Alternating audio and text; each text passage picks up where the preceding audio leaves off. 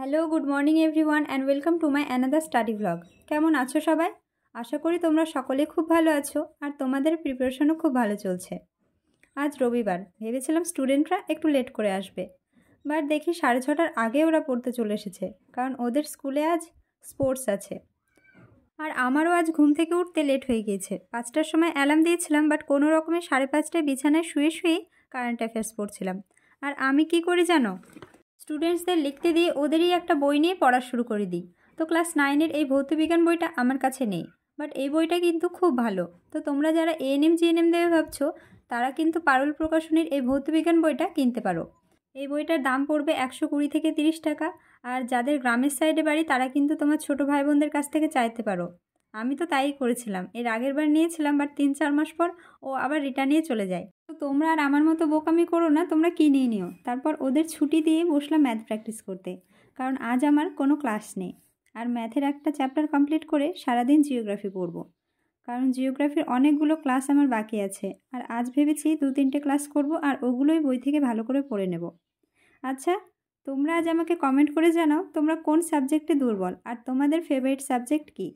আমি তো ম্যাথে দুর্বল, আর আমার ফেভারিট সাবজেক্ট ইংলিশ। আর আজ আমার স্টুডেন্টরা সকাল সকাল এসে ভালোই করেছে, আমার কিন্তু তাড়াতাড়ি ম্যাথ প্র্যাকটিস কমপ্লিট হয়ে গেল। এখন আমি পড়ব জিওগ্রাফি।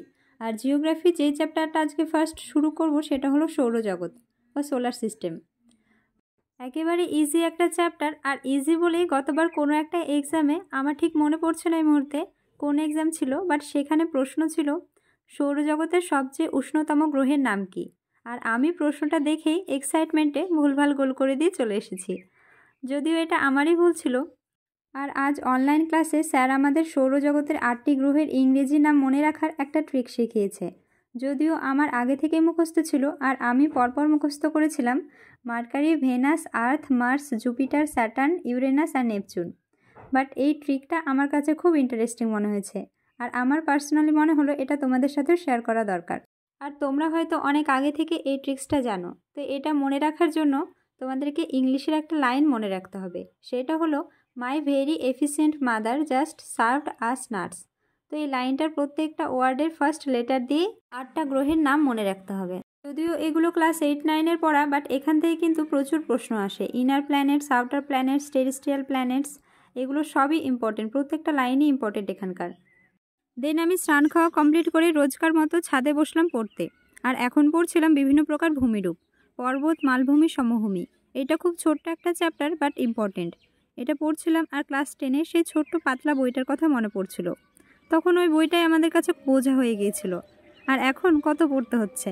তো এই চ্যাপ্টার কমপ্লিট করে শুরু করলাম ভারতের নদ নদী। এই চ্যাপ্টার খুব ইম্পর্টেন্ট, আর আমি একদিনে কমপ্লিট করতে পারবো না, যদিও আমার আগে পড়া আছে, বাট তাও আমার সময় লাগবে, কারণ এখান থেকে খুঁটিয়ে না পড়লে মনে থাকবে না। আর তোমাদের জন্য ভারতের নদ নদী থেকে একটা প্রশ্ন থাকলো, কমেন্টে জানিও হীরাকুদ বাঁধ কোন নদীর তীরে অবস্থিত। আর আমার পড়া কমপ্লিট না হতেই দিদি ফোন করে বলল পালং শাক কেটে রাখতে, যাওয়ার সময় নিয়ে যাবে।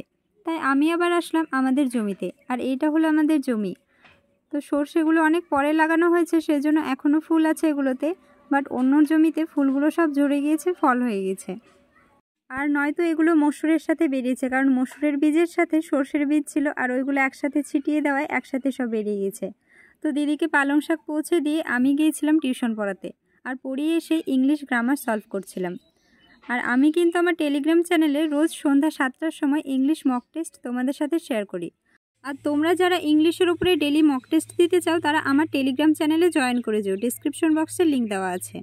তো আজকে এই পর্যন্ত থাকলো, দেখা হচ্ছে নেক্সট ব্লগে। ততক্ষণ সবাই ভালো থেকো, সুস্থ থেকো, আর আমার ভিডিওটা ভালো লাগলে আমার চ্যানেলটিকে অবশ্যই সাবস্ক্রাইব করে দিও।